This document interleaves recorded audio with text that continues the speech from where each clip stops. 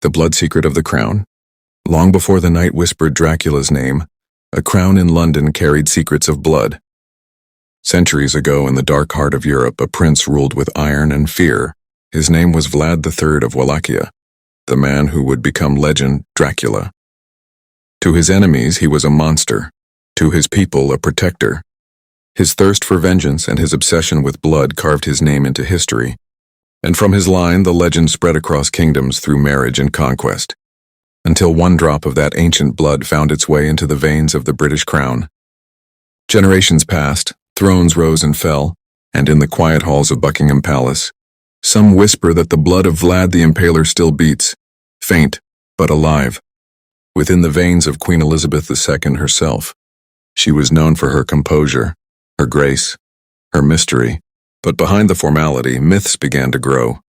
They said she never allowed garlic in her kitchens, that the very scent was forbidden from entering the royal household. They said she preferred her meat nearly raw, and that when she traveled abroad, she carried a small bag of her own blood. Not for ritual, but survival. In the modern world, the descendants of Dracula no longer feed on the living. They do not hunt in shadows or fear the dawn. They sip their blood, legally, clinically, drawn not from victims but from hospitals and emergency reserves. The thirst has evolved, but the legacy remains. And then, there is Charles III. In one haunting portrait, his expression falls under dim light. His cheekbones sharp, his gaze cold. The resemblance to Dracula is uncanny. To some, it's just art.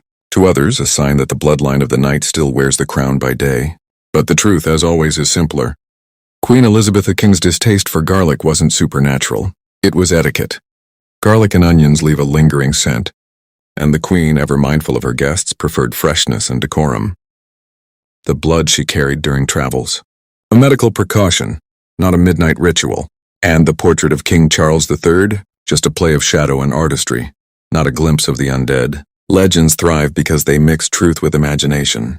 The British crown may not house a vampire, but its lineage carries stories as immortal as the myths that surround it.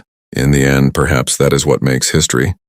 Not the blood that flows, but the stories we choose to believe in the dark.